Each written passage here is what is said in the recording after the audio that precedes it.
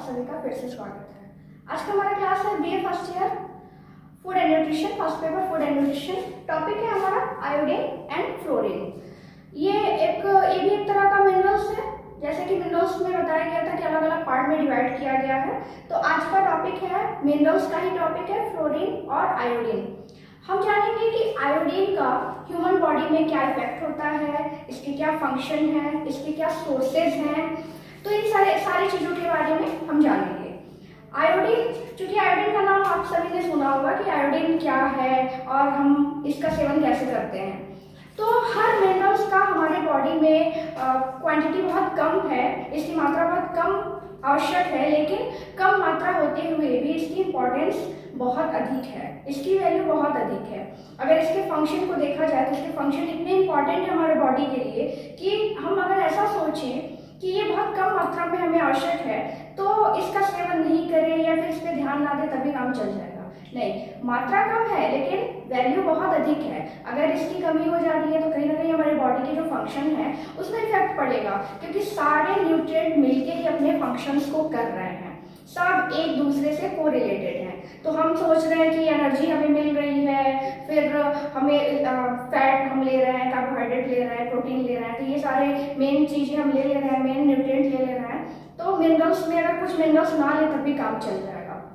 नहीं, अगर ऐसा करेंगे तो कहीं ना कहीं हमारी बॉडी में इसकी कमी हो जाएगी, और जब कमी होगी तो इसका बैड इफेक्ट देखने को मिलेगा। आते हैं आयोडीन पे। आयोडीन थायरॉक्सिन हार्मोन का मुख्य कंपोनेंट है।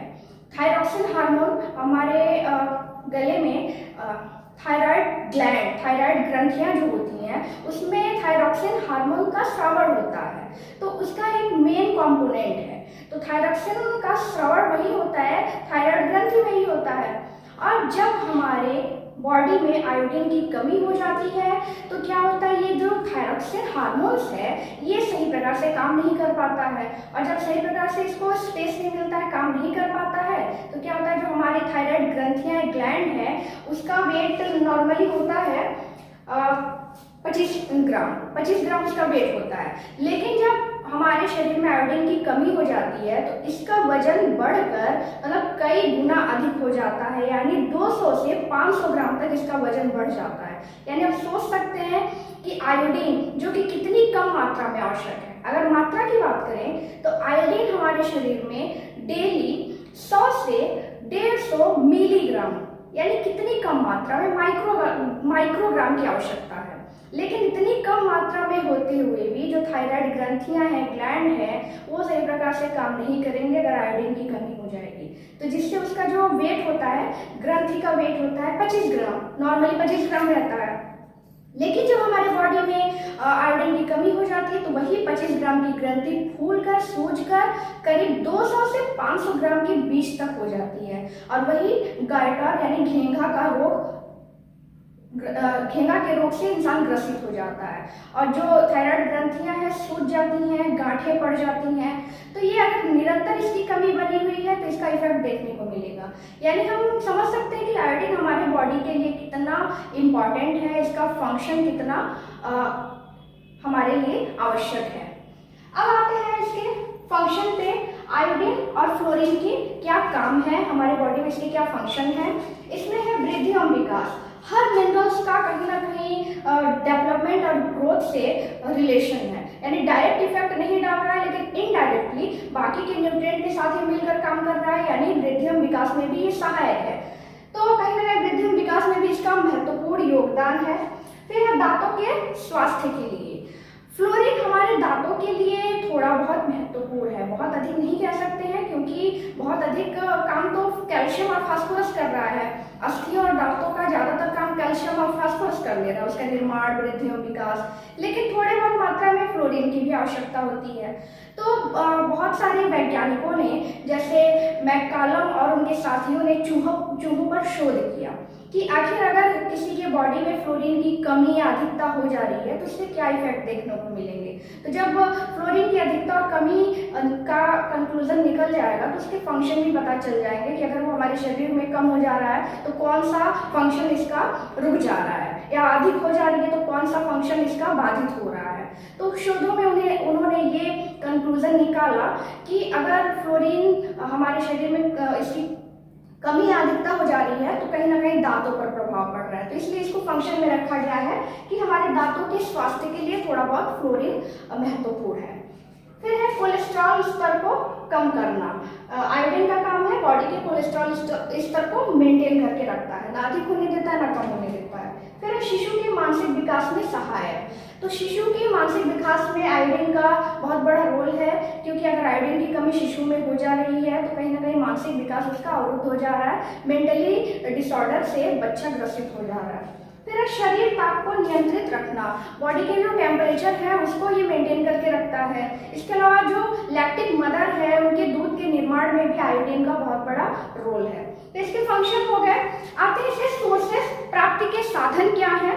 तो नॉर्मली आयोडीन और फ्लोरीन तो जो भी हम भोज्य पदार्थ डेली अपने डाइट में लेते हैं उससे हमें ये मिल जा रहा है, लेकिन फिर भी अगर अच्छी क्वालिटी को देखें तो सबसे ज़्यादा आयोडीन हमें समुद्री मछली से मिल रही है, क्योंकि समुद्र का पानी बहुत खारा होता है और उसमें आयोडीन की प्रचुर मात्रा पाई जाती है, जिससे मछली में भी आयोडीन बहुत अच्छी मात्रा में मिल जा रहा है। इसके अलावा जो मांस, मछली, अंडे, हरी सब्जियां, फल ये सब ले रहे हैं तो इसमें आयोडीन मिल रहा है। लेकिन कहीं ना कहीं जलवायु बहुत ज़्यादा इफेक्टिव है। जैसे पहाड़ी क्षेत्रों की बात करें तो पहाड़ी क्षेत्रों की जलवायु में आयोडीन की कमी पाई जाती है।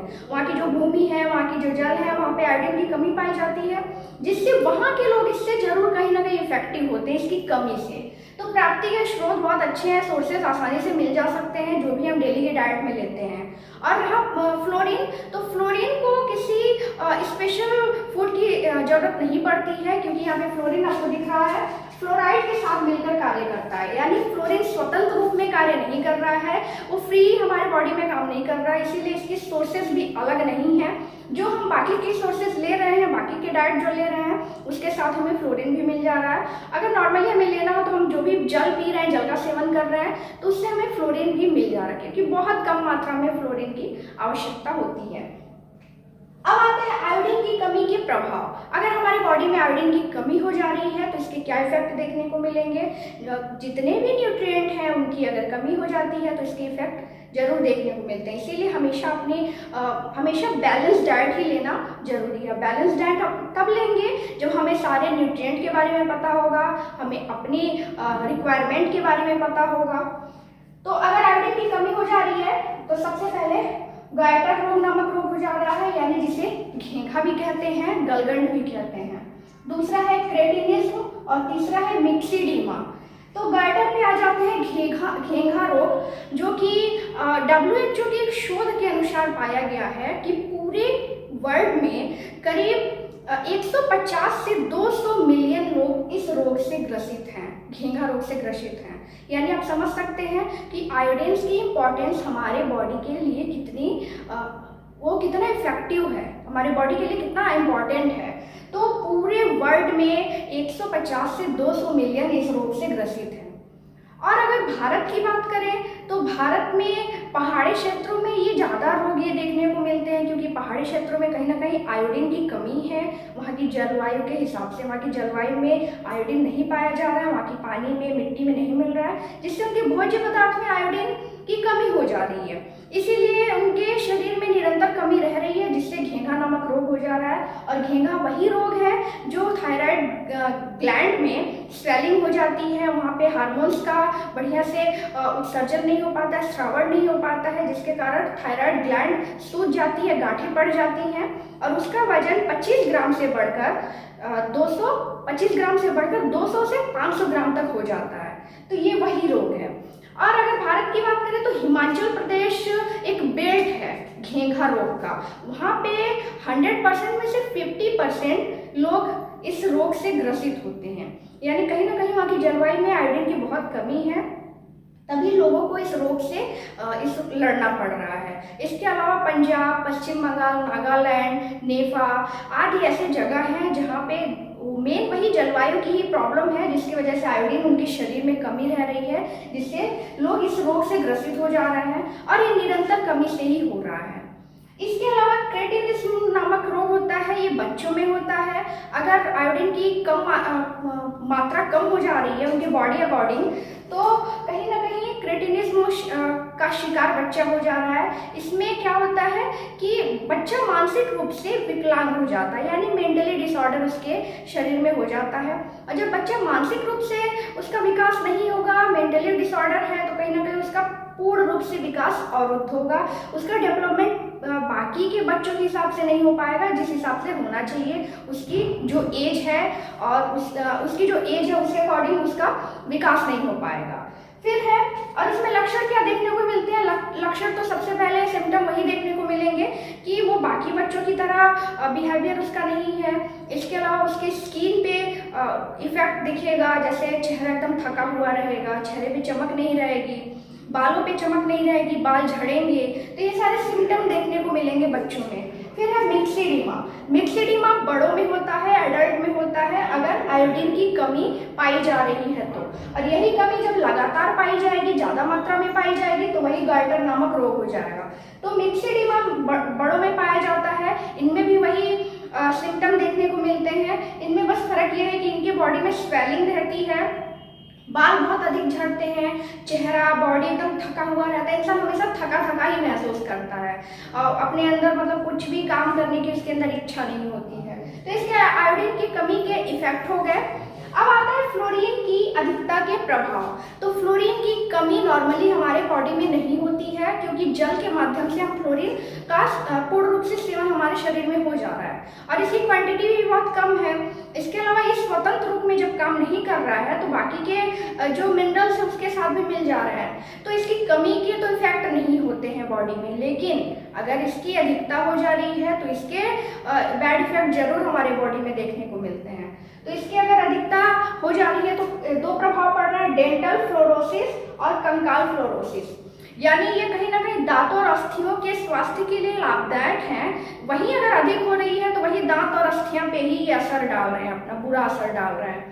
तो डेंटल फ्लोरोसिस में क्या होता है, दांत कमजोर हो जाते हैं, दांतों में पीलापन आ जाता है।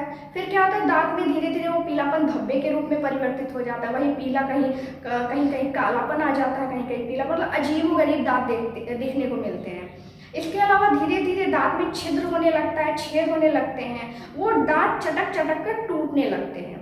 ये फ्लोरीन की अधिकता के इफेक्ट देखने को मिल रहा है, जो डेंटल फ्लोरोसिस के अंतर्गत आता है। फिर है कंकाल फ्लोरोसिस। कंकाल फ्लोरोसिस में सिम्टम ये रहते हैं कि कोई एक इंसान है, मेल हो या फीमेल, उसकी एज अगर 25 से 30 साल के बीच की है, लेकिन वो अपने एज से 2 गुना एज का दिखता है, डबल एज का दिखता है, यानी वो करीब 50 से 60 साल के एक वृद्ध व्यक्ति जैसा दिखता है।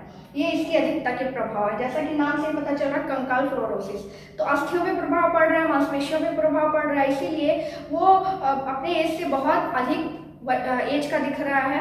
इसमें सिम्टम यही होते हैं, रीढ़ की जो हड्डियां होती हैं वो झुक जाती हैं, गर्दन को मूव करने में काफ़ी पेन होता है, कोहनी की हड्डियों को मतलब कोहनी को मूव करने में काफ़ी पेन होता है, यानी कहीं ना कहीं उनके अस्थियों पे प्रभाव पड़ा है, इसलिए उन्हें बाकी के लोगों की तरह काम करने में काफ़ी परेशानी हो रही है। जैसे उनकी एज है उस हिसाब से उन्हें बिल्कुल फिट रहना चाहिए, बिल्कुल एक्टिव रहना चाहिए, लेकिन कंकाल फ्लोरोसिस अगर उन्हें रोग हो जा रहा है तो बिल्कुल देखने में वृद्ध के जैसे लगेंगे, बूढ़ों के जैसे लगेंगे, ओल्ड एज में जैसे व्यक्ति हो जाते हैं वैसे दिखेंगे और उनकी बॉडी एक्टिविटी भी बिल्कुल वैसी ही हो जाएगी। तो कहीं ना कहीं इसकी कमी के प्रभाव नहीं पड़ रहे हैं, लेकिन अधिकता के बहुत बुरे प्रभाव पड़ रहे हैं और आयोडीन की कमी के बहुत बुरे प्रभाव पड़ रहे हैं। तो ये जितने भी मिनरल्स हैं, क्वांटिटी भले ही हमारी बॉडी में बहुत कम हो, लेकिन इसकी इम्पोर्टेंस बहुत ही अधिक है। इसीलिए हमें अपने रिक्वायरमेंट के हिसाब से हमेशा अपने डाइट में सही मात्रा में न्यूट्रिएंट को लेना चाहिए। ना बहुत अधिक ले सकते हैं, ना बहुत कम। अधिक लेंगे तभी इसके कहीं ना कहीं बैड इफेक्ट देखने को मिलेंगे और कम ले लेंगे तभी इसके बैड इफेक्ट देखने को मिलेंगे। अब मिलते हैं अगले टॉपिक पर, तब तक के लिए थैंक यू।